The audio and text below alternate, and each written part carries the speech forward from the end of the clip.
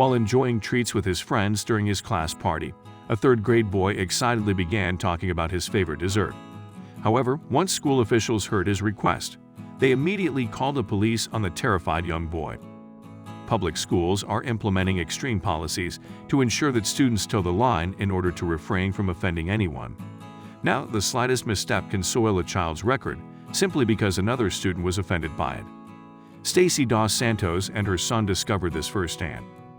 Unsurprisingly, racism has become a hot-button issue, even in elementary schools, where students are far too young to understand this concept. Sadly, their innocence and naivety haven't stopped politically driven officials from projecting racism and unconscious bias upon them. During a third-grade class party at William P. Tatem Elementary School, Coleswood police officers were called out to investigate an incident involving one of the students. Shockingly, a 9-year-old boy had been accused of spewing racist rhetoric, prompting the teacher to immediately contact the department. Incredibly, it was the simple comment that the clueless child made that landed him in the center of a disturbing and controversial investigation. According to reports, the third grader, who remains unnamed, had the police called on him after he was accused of making a racist remark. The comment in question was, according to his mother, nothing more than him excitedly mentioning his favorite dessert, brownies, being served in the classroom. The 9-year-old boy's mother, Stacy dos Santos, claims that the local police arrived at the school and interrogated her son over his comments. She claims that the teacher who called the police misinterpreted her son's remarks about the baked goods, assuming he was using a racial slur concerning darker-skinned individuals. He said they were talking about brownies. Who exactly did he offend? Stacy asked. The school contacted the boy's father later that day, stating that the police had been called on his son and that an investigation had been referred to the New Jersey Division of Child Protection and Permanency. Dos Santos claims that her son was traumatized by the investigation. Stacy dos Santos explained that her son, who is half Brazilian from his father's side, has suffered from the speculation of the teacher.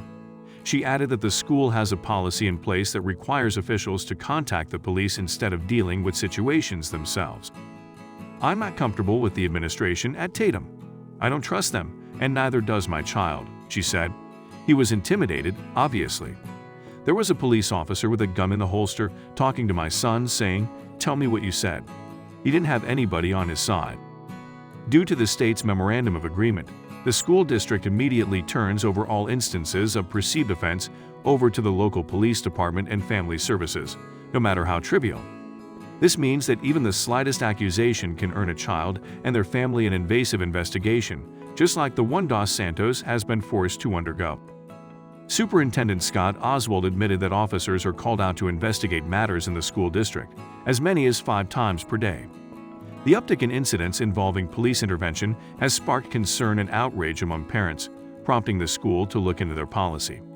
Police Chief Kevin Carey explained that his officers are called over as minor as a simple name-calling incident that the school would typically handle internally. Additionally, Coleswood School Board President David Routson confirmed that the prosecutor's office defines almost every issue as a potentially criminal issue. It is this reality that has parents worried that their children's school and criminal records will be ruined by something as trivial as a disagreement with a classmate. It is unfathomable to us that the prosecutor's office believes that having uniformed police officers responding to incidents of name-calling or a second-grade playground shove is appropriate for the children or taxpayers of Coleswood, Routson wrote. The school has stated that the accusations made by Dos Santos are entirely false. However, when asked about details concerning the incident and subsequent police investigation, the school refused to further comment. Dos Santos explained that she wants an apology from the school and for the district to change the way it deals with non-criminal issues involving its students. She and others don't believe that such incidents should involve the police, as it not only negatively affects the children, but wastes the officers' time and efforts.